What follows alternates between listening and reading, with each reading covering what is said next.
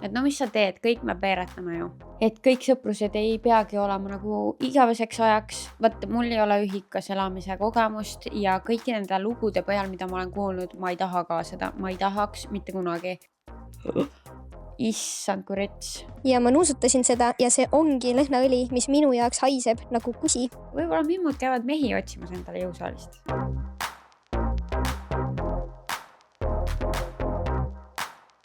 No hello, sa oled taas kord Kirstordil lainel ja milline kontrast eelmise nädala episoodiga.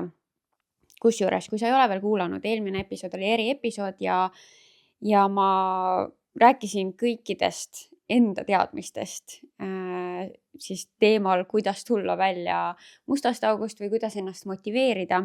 Et minu arust sai päris hea episood. Muidugi, kui sul on praegu elus kõik hästi, siis võib-olla see lihtsalt ei kõneta sind, aga ma arvan, et lihtsalt nagu üleüldiselt eluks võib-olla mingisugused head asjad, mida kõrva taha panna, aga jah, ma selle filmimise ajal ja üldse eelmise nädala alguses, mis on nüüdseks teie jaoks küll üle-eelmine nädal, aga ma olin nagu, suht mustas augus, suht nagu siuke masekas oli peal ikka.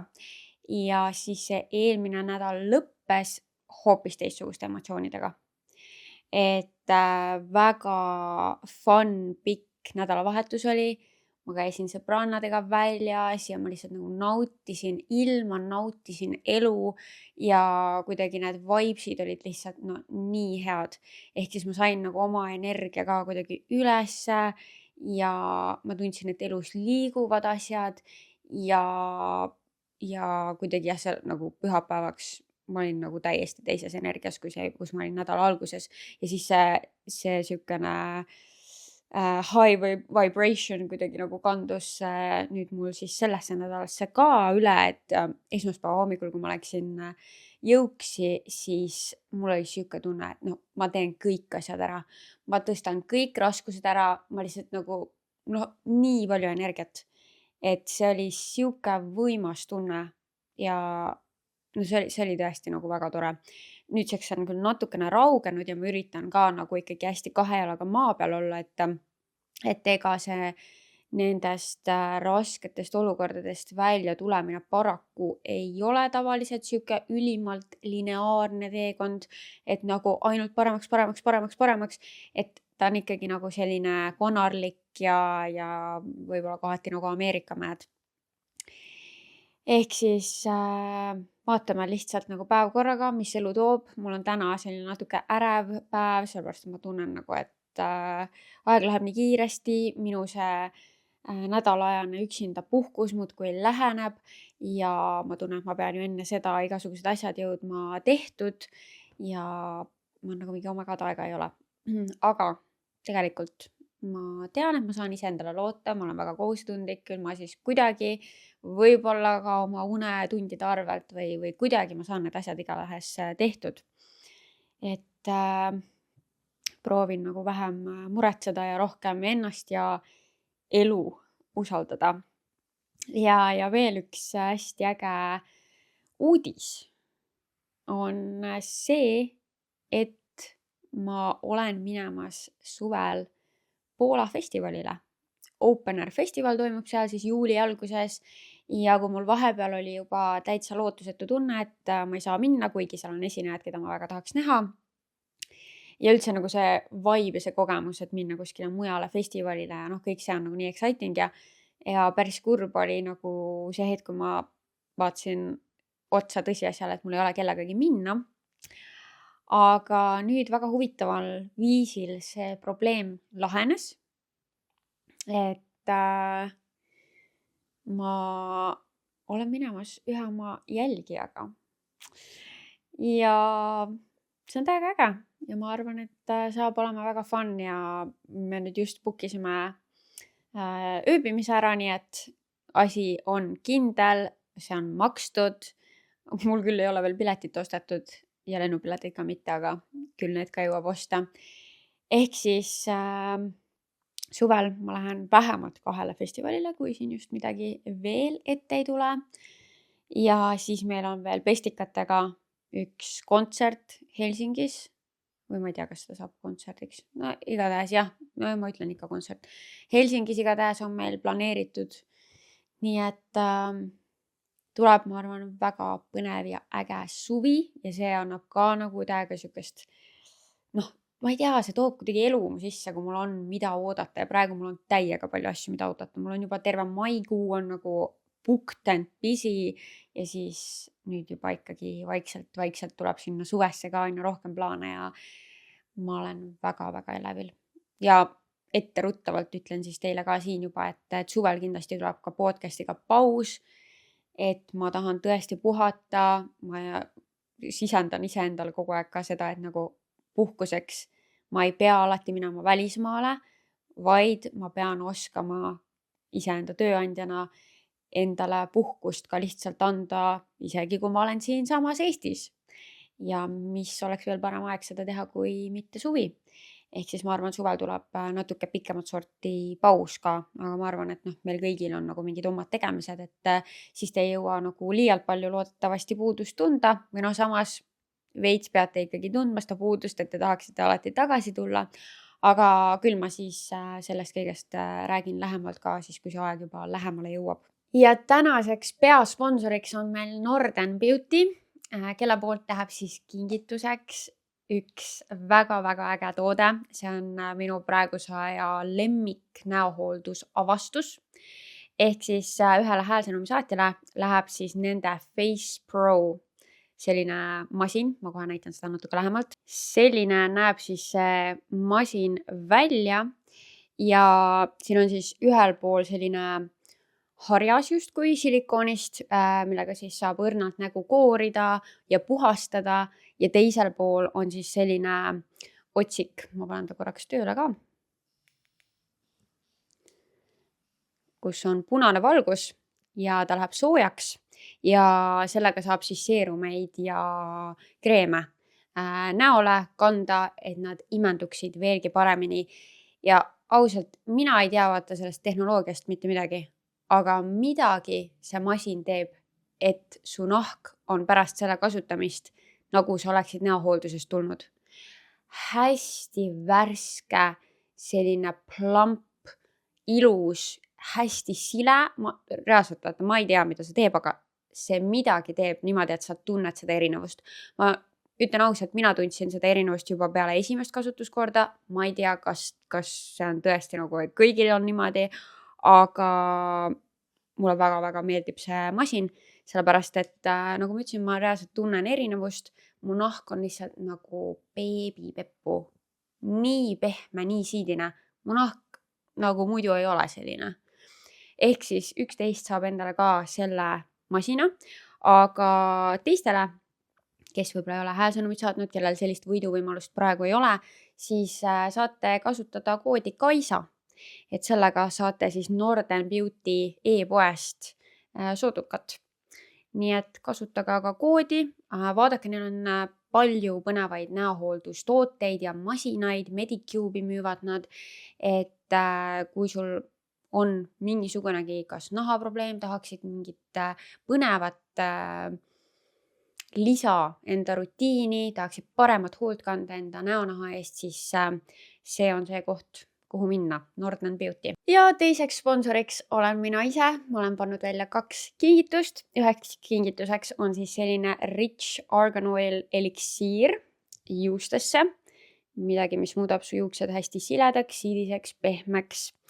Ja siis selline mini The Difference'i set.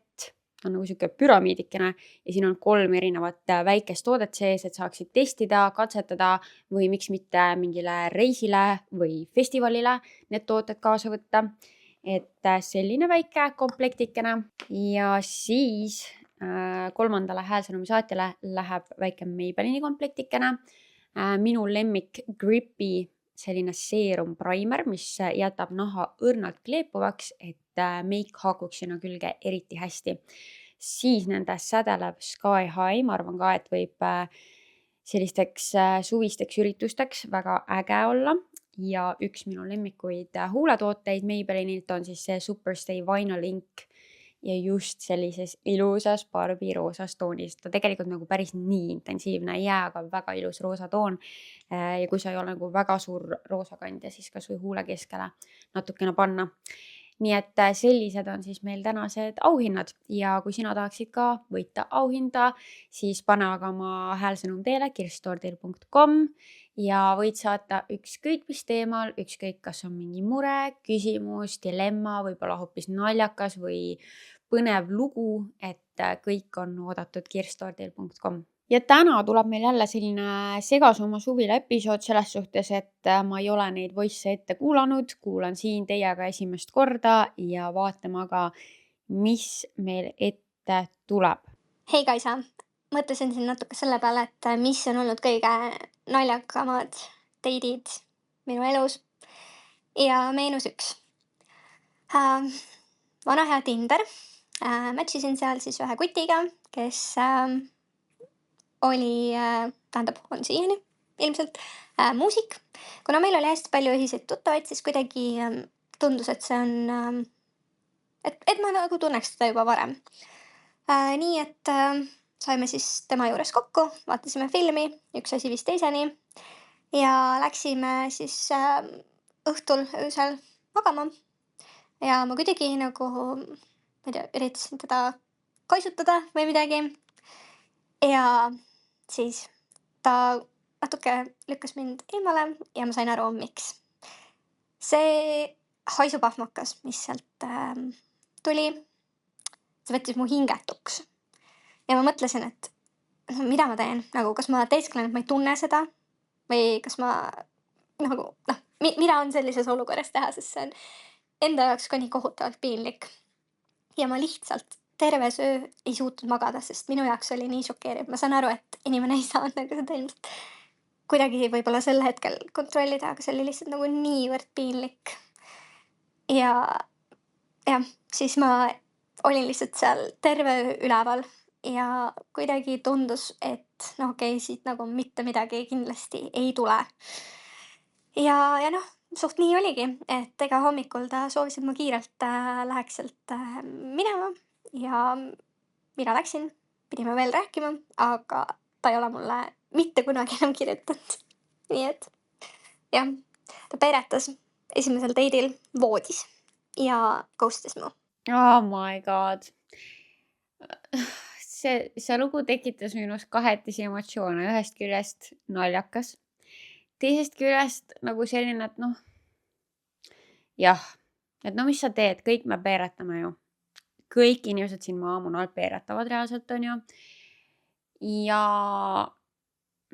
jah, nagu temast oleks olnud väga viisakas see peer kuskil mujal lasta, aga me ei tea, mis seal tema kõhus toimus, äkki see bruis ja ta ei saanud seda kinni hoida ja see lihtsalt tuli, on ju, me ei tea seda. Ja ma usun, et tal oli endal lihtsalt ka nagu niivõrd piinlik. Niivõrd piinlik, sest et ta ju tundis ka seda haisu. See pidi ikka väga hull olema, et sa terve öö ei maganud isegi. Ehk siis jah, ma arvan, et tal oli lihtsalt endal ka piinlik, võib-olla tahtis hommikul veel sitale minna, sellepärast ajasin kiiremini ära ka või kes teab, seda juba ei tea, on ju. See on jah siukene, et kui pahaks seda saab nüüd inimesele panna, on ju. Siis ma kujutasin üritasin kujutada ennast selles olukorras ette, aga ma nagu vist ei suutnud ennast ikkagi päris sinna panna, et see on nagu esimene kord, kui te niimoodi kohtute ja et ma kujutasin ette, et kui sa juba ikka mõnda aega inimest tead või tunned ennast nagu väga mugavalt, kui see on ikka nagu väga obvious, peerukas, siis oled mingi normaalse peeru ikka lasid või võib-olla kuidagi prooviks naljakalt sellele läheneda või tooks ikkagi tähelepanu sinna, sellepärast et me mõlemad teame, mis just toimus. Ehk siis see tundub piinlikum olla vait, aga kuna see oli jah esimene kord, kui te kohtusite ja see intiimsus veel sinna juurde ja et siis võib-olla jah, esimesel korral sellist tardudki ja oled mingi oh my god, kui piinlik ja sa ei ütle ka midagi. Ehk siis jah, ma saan sellest aru, et ilmselt ma ei oleks ka midagi öelnud, kui ma ei tunne just ennast väga mugavalt selle inimesega. Aga siis nii. Tere, Kaisa! Mina tahan rääkida sellisest teemast nagu ühepoolne sõprus, miks see ei ole õige ja kuidas seda ära tunda. Miks ma tahan sellel teemal sõna võtta, on sellepärast, et ka minul on ühepoolse sõprusega kogemus ja see on järgmine. Nimetame seda sõpra Eevaks. Me hakkasime Eevaga suhtlema läbi ühise huviringi umbes 6 aastat tagasi ja me rääkisime huviringiga seonduvatest teemadest ning ühistest tuttavatest palju. Aga mitte ühtegi teist jututeemat peale nende meil ei olnud, mitte ühtegi. Ja see suhtlus temaga oli alati väga raske, sest et ta rääkis tohutult palju ja ma olin alati kuulaja rollis. Ma ei saanud kunagi mitte midagi vahele öelda, sest et ta lihtsalt jätkas oma juttu ja minu jutule ka ta alati segas ise vahele ja ta pidaski kogu aeg monoloogi ja ta ei tahtnudki nagu vestlust pidada, ta lihtsalt rääkis ja rääkis ja rääkis ja ta rääkis kõiki surnuks ja see oli minu jaoks väga kurnav. Ma tundsin nagu ma olen natuke nagu tasuta psühholoogi rollis, et ta rääkis mulle oma muredest ja ma aitasin teda, aga ma ei saanud sealt vastu mitte midagi. Ja nüüd see ühine huviring on läbi saanud ja kohe vahetult peale seda, kui see läbi sai ja me iganädalaselt seal enam kokku ei saanud, jäi meie suhtlus kängu, mis tegelikult ju kinnitabki seda, et me ei olnud nii sarnased, kui alguses tundus. Ja ma näen, et tal on oma sõbrad, mul on oma lähedane ring ja meil ei ole teineteise vastu mitte mingisugust viha, meil ei ole mingisugust pahameelt, aga me lihtsalt saime aru, et me ei ole sarnased ja see suhtlus ei toimi. Ning mida ma tahan öelda julgustuseks kuulajatele, kes võib-olla tunnevad ära, et see on täpselt minu sõprus, siis võib-olla püüda siis selle sõbraga rääkida, et kuidas sa ennast tunned, et sind nagu kasutatakse ära ja sa ei saa sealt mitte midagi vastu ja püüda seda olukorda parandada. Aga kui keegi juba võib-olla näeb, et see sõber ei muudaks niikuinii enda käitumist, siis selle sõpruse lõppemine on täiesti okei ja kõik sõprused või tutvused, mis saavad alguse läbi ühise huvitegevuse või mõne ühise ürituse, hobi, ei pea jääma kestma, sest et see, et teil on see üks külg sarnane, ei tähenda, et kõik teised küljed oleksid sarnased.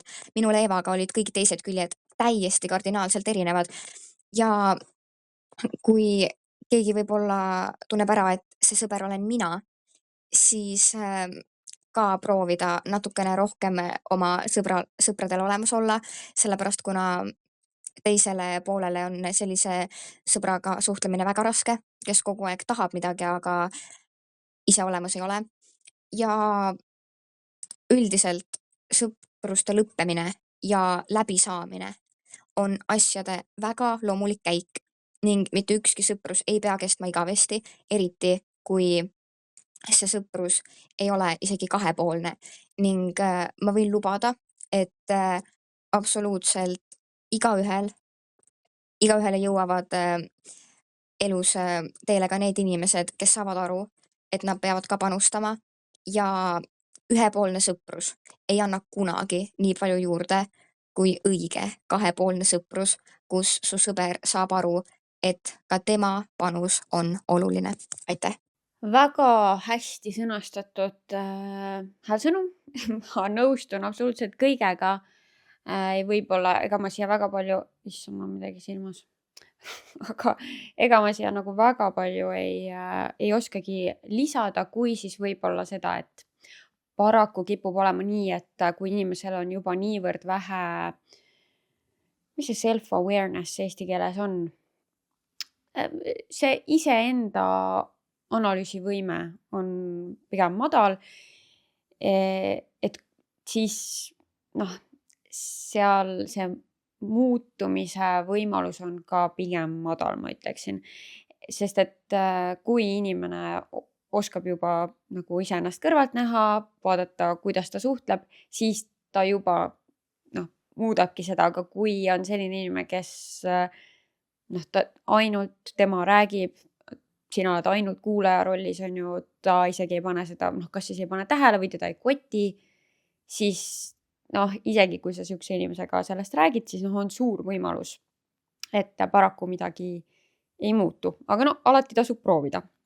Aga jah, Et selles suhtes täiesti õigus, et sõprus peab olema ikkagi kahepoolne, mõlemad osapooled peavad tundma, et nad saavad sealt midagi, et see on nende jaoks oluline ja et see kuidagiviisi ikkagi täidab neid seestpoolt, mitte ainult ei võta.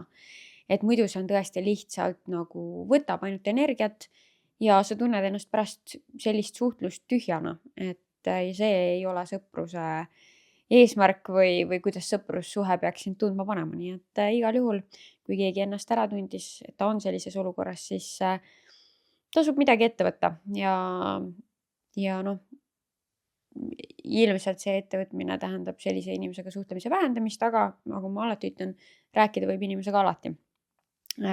Et see ka halba ei tee.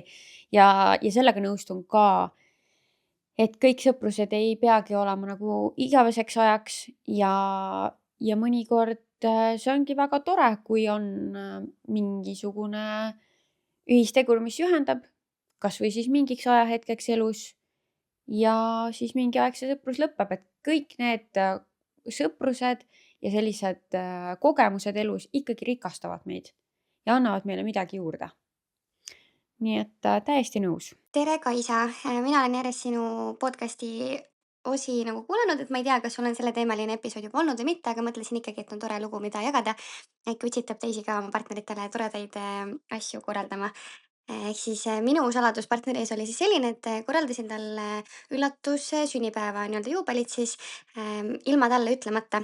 Noh, seda üllatust muidugi tähendabki, on ju. Ja ma hakkasin seda korraldama siis selline 3-4 kuud enne, viisin kurssi kõik sõbrad, pere, on ju, tegime ühise sellise suure kingituse. Aga noh, selline 60-70 inimest, et see korraldamine ja suhtlemine võttis ikkagi nagu aega. Ja kuna me muidu partneriga nagu veedame hästi palju aega koos ja ma ei tea, näiteks temal endal TikToki pole, aga scrollime minu TikTokis koos õhtuti, siis ma kartsin seda, et ühel päeval me scrollime koos ja siis keegi kirjutab midagi.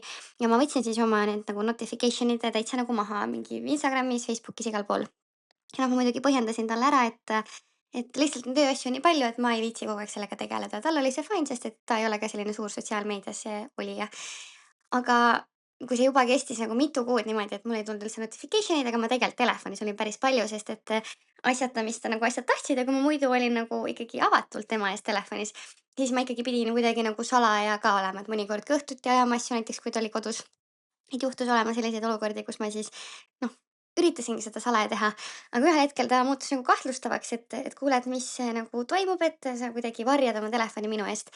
Me olime selleks aastaks umbes 4 aastat koos olnud ja mingeid draamasid nagu enne seda ei olnud enne.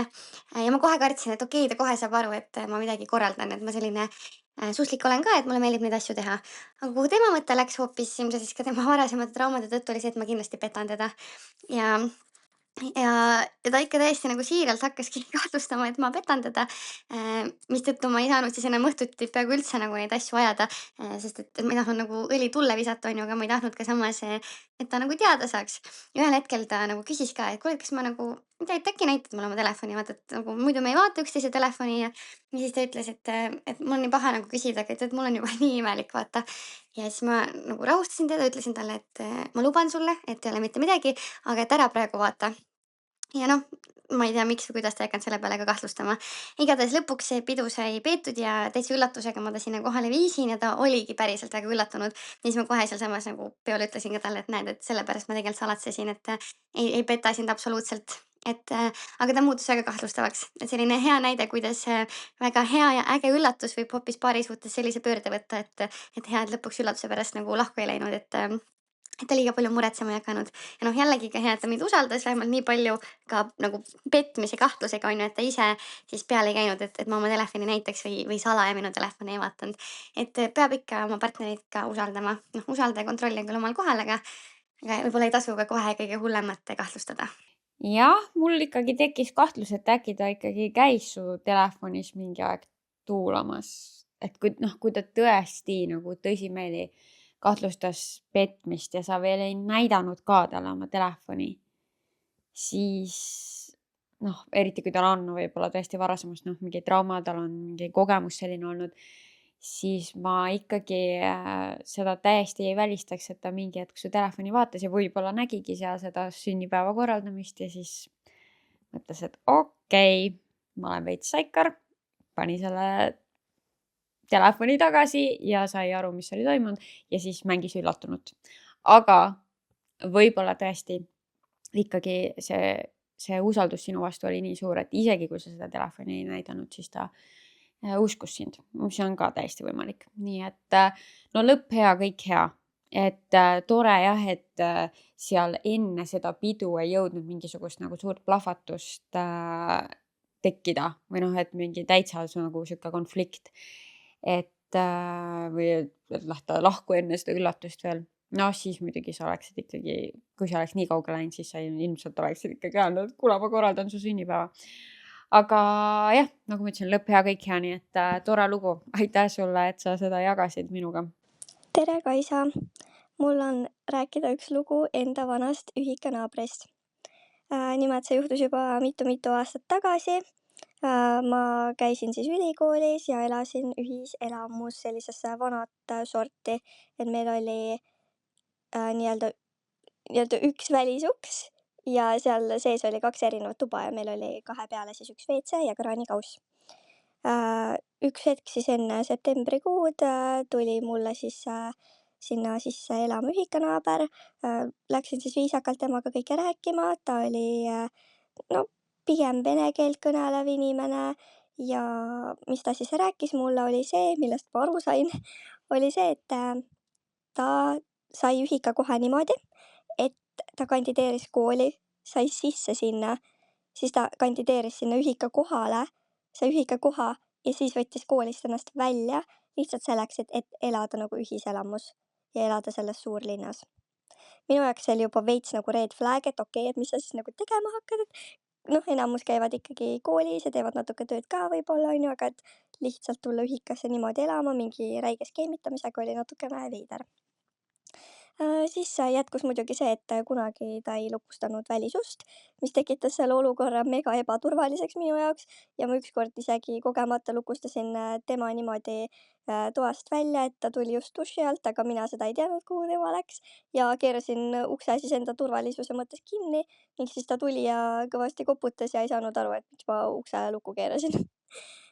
Lihtsalt sellepärast, et ma olin nii-öelda kõikide teiste ülikoolide õpilastega samal korrusel, ehk siis ma nagu ei teadnud mitte kedagi ja minu meelest see ei ole nagu okei hoida kogu aeg välisust lahti lukustatuna. Siis ta ehitas endale tuppa miniköögi, mis ei ole kindlasti lubatud. Tal oli seal väike minipliit, airfryer ja minu meelest veel midagi ja see lõhn, mis sealt kogu aeg tuli, oli nagu lihtsalt megaräige. See kõik jäi nagu nii-öelda riietele külge, see kõik jäi nagu mu voodilinade külge, kõik see mingi airfryeri sihuke nagu, ma ei tea, mis ta seal küpsetas, aga täielik mingi rasvalõhn oli kogu aeg üleval. See oli nagu mega ebameeldiv, et ühiselamus minu jaoks on see nii vale teha mingi lihtsalt oma toas mingi täiesti mingi köögitarvikutega nagu full süüa. Siis muidugi ta koormas oma kõikide asjadega meie ühise nii-öelda kraanikausi äärse kõik ala täis. Tal oli mega palju asju, ma ei saanud põhimõtteliselt kuhugile isegi oma hambaharja panna, sest seal oli lihtsalt nagu meeletult mingeid nõusi ja mingeid selliseid asju, mis oleks võinud vabalt olla ka tema toas. Siis mingi hetk kolis sinna ka mingi teine inimene mitmeks nädalaks elama, sest ma kuulsin, et keegi läks ära ja siis keegi jäi veel tuppa ka. Ja see inimene ei koristanud mitte kunagi nõusi, ta viis need reaalselt meie ühiskraanikaussi lihtsalt. Ja see oli nii ebameeldiv, et kui mina käisin tööl ja tulin hommikul koju ja tahtsin, ma ei tea, käsi pesta, siis oli reaalselt kraanikauss oli nõusi täis. Ja ma reaalselt lihtsalt täiesti jultunult tõstsin need kõik põrandale, sest lihtsalt see ei ole nagu normaalne. Ja siis see inimene vist, nii-öelda see lisainimene kolis sealt mingi hetk välja ja siis hakkas tal käima mingi kutt sinna ja kuna meil olid seinad nagu mingid üliõhukesed, siis nagu see oli suht rets, mida ma seal kuulma pidin kogu aeg. Ja nende huvitavaks hobiks oli see, et nad kell 12 öösel hakkasid laskma muusikat ja see oli reaalselt mingi tund või 2. Aga ma tõesti nagu ei käinud kunagi neile midagi ütlemas lihtsalt sellepärast, et panin kõrvatropid kõrva ja lihtsalt magasin edasi, et üritasin nagu sellest distantseeruda, ütleme niimoodi. Ja lõpuks, kui ma sealt välja hakkasin kolima, ma isegi ei öelnud talle midagi. Lisaks veel oli see, et ta oli üldiselt ka megaräpane, kõik kohad olid kogu aeg koristamata ja tal kasvasid tšiiaseemned, kasvasid nuustikust välja. Niisiis ma ei tundnud isegi ennast halvasti, kui ma sealt välja kolisin ja talle mitte midagi ei öelnud. Oh my god. Oh my god. Vaata, mul ei ole ühikas elamise kogemust ja kõigi nende lugude põhjal, mida ma olen kuulnud, ma ei taha ka seda, ma ei tahaks mitte kunagi. See, kuna sa ei tea mitte kunagi, kui rõve võib üks teine inimene olla. Ja reaalselt sa ei tea mitte kunagi. Vaata, see on nagu see mingi meme ka või mingi TikTokis oli, et mingi you never know what other people are doing at their homes või nagu mingi, et noh, sa ei teagi. Sa ei teagi nagu, kui räpased inimesed tegelikult on, mis on nende elukombed. Mingi toidu tegemine enda ühikatoas, kust see lihtsalt see lehk jõuab nagu teiste inimeste, noh, sa pead olema ju nagu teiste inimestega arvestav, kui sa elad ühikas, sa lihtsalt pead. See on selline elukorraldus, aga no näe, jõuab ka sinna inimesi, kes ei saa sellest aru. Oh my god, see räpasus. Ja nagu ma arvan, täiesti õigustatud tõsta need mingid mustad nõud eemale, kui sa ei saa isegi käsi normaalselt pesta. Oi, ma ei kannata ja veel ühine nagu see duširuum. See on ju nii õudne, kes see siis seda koristab? Et no ilmselgelt mitte see teine inimene, aga kas siis sina pead nagu teise inimese järgi ka seda koristama? Issand, kui rets. Ja ma ei tea, ma ei tahakski isegi nagu mitte ühtegi oma asja jätta nagu ühiskasutatavasse vannituppa. See tundub kõik nii hirmus ja õudne. Aga no mis sa teed? Mis sa teed, kui ei ole? Noh, selles suhtes üliõpilased täiesti arusaadav ju, et raha ei ole. Ja siis see ongi see variant. Aga see muidugi kasvatab sind eluks. Noh, saad ikka sealt siukse kogemuse, noh, nagu sa just kirjeldasid, on ju, et kuskilt otsast see elus kindlasti tuleb kasuks see kogemus, aga noh, jah, ütleme nii, et selline ebameeldiv kogemus tõesti. Hei Kaisa, minuga juhtus siuke lugu, et hiljuti tegi minu elukaaslane mulle abielu ettepaneku. Ilmselgelt ütlesin ma talle jaa, aga me otsustasime ühiselt, et me ei räägi sellest mitte kellelegi enne, kui me oleme ära abiellunud. Seega isegi mu parim sõbranna ei tea, et ma olen kihlatud. Oh my god, esiteks palju õnne. Väga exciting ju. Aga miks see saladus on, kas nagu, nojah, seal on ju palju erinevaid variante. See võib-olla lihtsalt see on midagi, mida te tahate teie kahe vahel hoida. Võib-olla on rasked peresuhted ja pigem nagu ei taha kogu seda pulmavärki korraldada. No igatahes võimalusi on ju palju. Aga oh my god, ma ei kujuta ette seda, et ma kihluks ja ma ei ütleks enda parimatele sõbrannadele. Või üldse sõbrannadele. Või noh, ja perele ka ma ei kujuta ette, et ma ei ütleks. Ei, see tundub keeruline. Ma olen siuke latatara ka. Et nagu ma ei saa. Aga samas ma arvan ka, et nojah, vaata, ma ei tea, mis sinu põhjus on, et miks ta ei ütle kellelegi.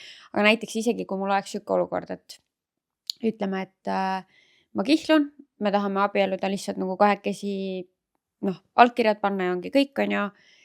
Et siis mu pere ja sõbrannad oleks kõik ikkagi nagu väga fine sellega. Kui ma olekski mingi, et teate, et me kihlusime ja me lähme nüüd abiellume, aga kahekesi, et me ei hakka mingit suurt pulma tegema. Kõik oleks mingi, okei, davai. Nii et noh, nagu see ei oleks ka mingisugune probleem. Aga see on küll äge saladus, mida hoida, aga mulle tundub, et väga raske saladus, mida hoida. Tere, Kaisa! Ma kuulasin sinu viimast töödraama episoodi ja mul tuli endal ka väike seik meelde, mis mul juhtunud on, kuigi see väga töödraama ei ole, aga ikkagi veits selline nagu töökiusu moodi asi. Igatahes see juhtus juba mitu aastat tagasi, ma käisin ülikoolis ja siis ma mõtlesin, et võiks saada kuskilt lisaraha, et kuhugile nagu päris tööle ma ei tahtnud minna ja siis ma otsisin endale tööampsu GoWorkabitist. Kandideerisin sellele ja saingi suht kiirelt vastuse, et võin sinna kohale minna. Et tööks oli siis riietepoe selline saali korrastaja allahindlusperioodil, midagi sellist oli. Igatahes läksin siis sinna rõõmsalt kohale, see pood mulle endiselt väga-väga meeldib.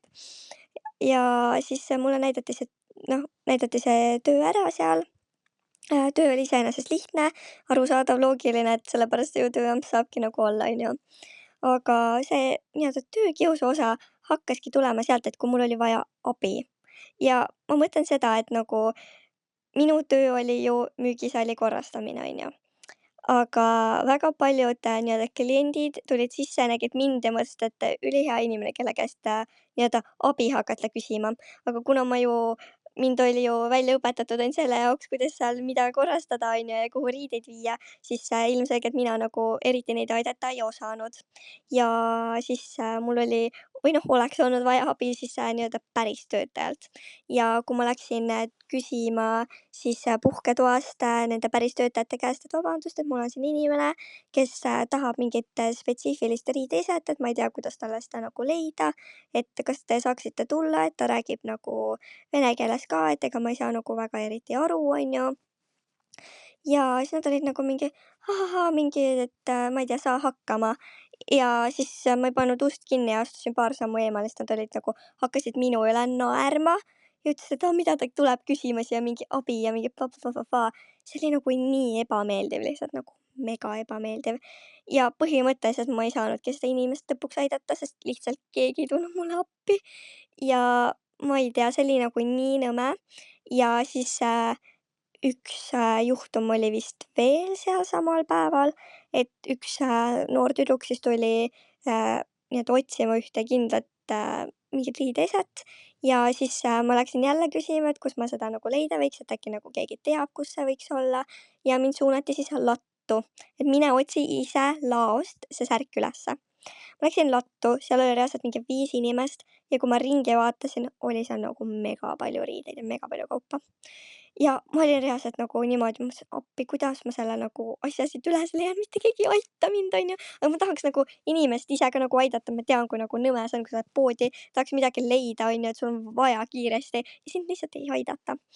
Ja siis ma ei tea, ütlesin mingile laotöötajale, et kuule, et kas sa saad nagu päriselt ka mind aidata, ma ei leia siit üles seda. Ja siis ta hakkas otsima seda asja puldiga. Ja saate aru, see asi oli reaalselt kuskil taga kastis, nii et tal ei olnud veel isegi silte külge pandud või no mingit eestikeelset silte või whatever, onju. Et ta oli nagu täiesti mingi kilepakendis suures kastis. Siis ma mõtlesin, et kurat küll, et mind saadeti reaalselt nagu asja otsima, mida ma ei oleks leidnud nagu mitte kuidagi üksinda ja eriti veel ilma puldita. Ja see, kuidas nad minu üle seal naersid ja see üldse see suhtumine kõikidelt töötajatelt, kellelt ma abi küsisin, see oli nagu nii nõme. Ja iga kord, kui ma seal poes käin ka praegu, mul on veits selline nagu halb tunne, sest kuidagi ikkagi see emotsioon oli seal nagu nii negatiivne ja hästi halvasti nagu kõik suhtusid minusse, et seal oli ka seda, et ma pidin mitmelt inimeselt abi küsima siis enne, kui ma nagu nii-öelda keegi suunas mind sinna, kus ma nagu päriselt võib-olla abi sain. Ja mõnel korral ei saanudki tolle päeva jooksul, nii et jah, see oli minu natukene töökiusu lugu. Kindlasti mitte kõige hullem, aga ikkagi päris ebameeldiv. No väga ebameeldiv ja ma mõtlen, et mis seal töökollektiivis peab toimuma, et need inimesed sellised on või et kas seal nagu mädaneb midagi juba iseenesest, et nad nii mürgised ja ebameeldivad on, et mulle tundub, et midagi peab nagu valesti olema, et inimesed niimoodi suhtuvad, et see on nagu väga veider, et nad ju kõik teadsid, et sa oled tulnud ainult tööampsu tegema, et sa ei ole nende uus töötaja, sul ei ole mõtet isegi nagu kõiki neid mingeid asju selgeks õppida, kuidas, ma ei tea, laost midagi leida, ma ei tea, jätta meelde, kus mingi riideese on, sest et kui sa oled seal mingi 1 päevaks, võib-olla ka 2 päevaks, siis lihtsalt see ei ole nagu tark ajakasutus. Ja nagu miks üldse, on ju, ehk siis väga veider, et nagu täiskasvanud inimesed, kes lihtsalt ei saa aru, mis toimub. Ma tahaks kohe teada, et mis pood see siuke oli, aga no ega suures plaanis vahet ei ole, eks igal pool võib mingisugust nõmedat ussitamist ja töökiusu lõppude lõpuks olla, aga ma arvan, et väga palju nagu oleneb juhatusest ja ülemustest, et mis keskkonna nemad loovad ja kuidas nad suhtuvad inimestesse, töötajatesse, et kui on nagu ikkagi väga hea vibe töö juures, inimestel on seal hea töötada, siis ma ei näe, miks keegi peaks olema selline. Ehk siis nagu sellepärast mul tekkis kohe küsimus, mis selle töökeskkonnaga nagu toimub. Muide, ma praegu näen, et nüüd sellest on juba episoode möödas, aga kes siin on regulaarsed kuulajad, siis Voice'i nimi on Haisva töökaaslase update. Meil oli siis lugu sellest, kuidas kellegi töökaaslane, naisterahvas minu arust oli see, haiseb pidevalt ja kui on koosolekud, siis on nagu tunda seda haisu ja see on nagu lämmatav hais. Aga keegi ei ole nagu midagi öelnud. Ja siis ma spekuleerisin, et miks küll nii võib olla. Väike update sellele Voice'ile, mis oli haisvast töökaaslasest. Ma küsisin talt otse, et mis lõhnaõli ta kasutab. Ja ta tõi selle tööle ja ma nuusutasin seda ja see ongi lõhnaõli, mis minu jaoks haiseb nagu kusi. Vot, seda ma arvasin. Et see on parfüüm lihtsalt ja teate, meil need nagu lõhnaretseptorid kuidagi töötavad ikkagi niivõrd erinevalt, et ka minu jaoks on mingid sellised parfüümid, mis nagu haiseb, see reaalselt see ju haiseb ja ma ei saagi aru, et nagu miks keegi peaks tahtma seda üldse kasutada. Et nagu see on ju õudne, aga näe, kellegi teise jaoks on see hea ja temale meeldib kusilõhn. Või see on sinu jaoks kusilõhn. Nüüd ma tahaks kohe teada, mis lõhn see siis on ja ma tahaks ka seda nuusutada. Sest mul on ka olnud seda, et näiteks TikTokis ma olen näinud, hullult kiidetakse mingisugust lõhna ja siis ma nuusutan seda ja ma olen nagu mingi, see või? See ongi see, millest te kõik räägite. See on ju õudne. Nii et jah. Nii, aga ma vist võtan, ma ei kujuta ette, kaua ma olen rääkinud. Aga ma võtan tänaseks viimase. Kaisa, minul on selline kiire küsimus, et ma viimasel ajal olen päris palju tähele pannud, et mis värk sellega on, et mingisugused mimmad käivad jõusaalis nagu full glammiga, nad käivad lahtiste juustega, neil on full make ja sellised ikka nagu mimmud. Ja siis ma iga kord mõtlen, et wow, et nagu, ma ei tea, okei, make veel, et võib-olla kuskilt tuled ei saa, nagu ei olnud aega maha võtta, mis iganes on ju. Kuigi nagu väga meeldiv ja mugav tundub full make'iga trenni teha, see mingi sulab sul lihtsalt näost alla. Aga need lahtised juuksed, ma ei saa sellest üldse aru ja ma nagu üha enam näen naisi lahtiste juustega jõusaalis.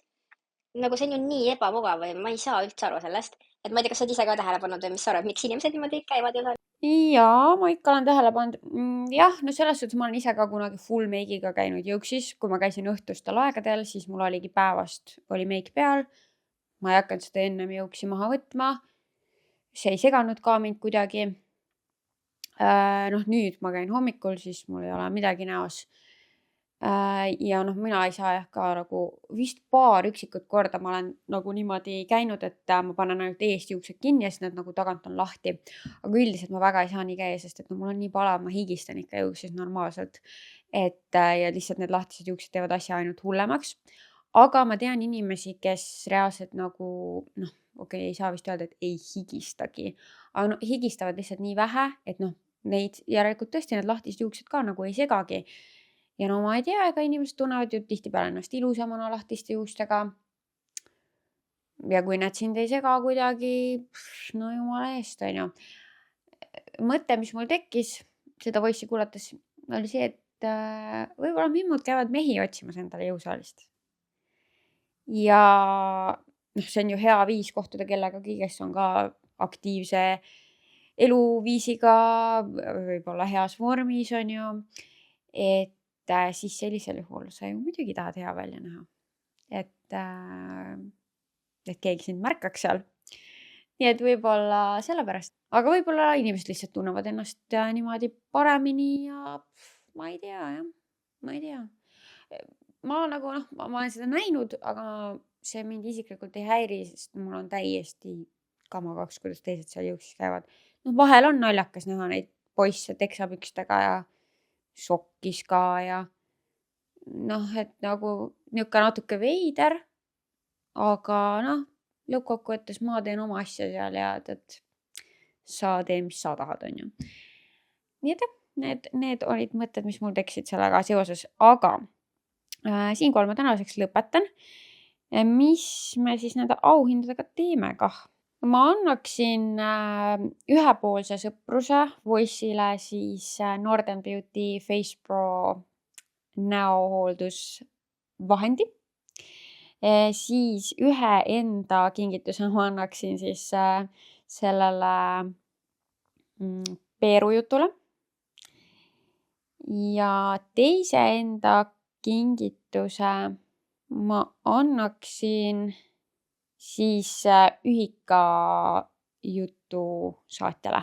Aga suur aitäh kõigile, kes ikka oma voice'e mulle saadavad, neid ikka muudkui tuleb, mina olen natukene taga nendega küll, aga proovin vaikselt järgi jõuda ja ootan ikka alati teie voice'e ja suur aitäh nendele, kes iganädalaselt ikka käivad siin kuulamas ja jah, pane ikka episoodile like, kui sa YouTube'ist vaatad, ole subscribed ja jäta Spotify's hinnang ja kui sulle tõesti see podcast meeldib, siis jaga ka oma sõpradega, et sa kuulad seda ja miks mitte ka sotsiaalmeedias, et alati väga tänulik selle eest.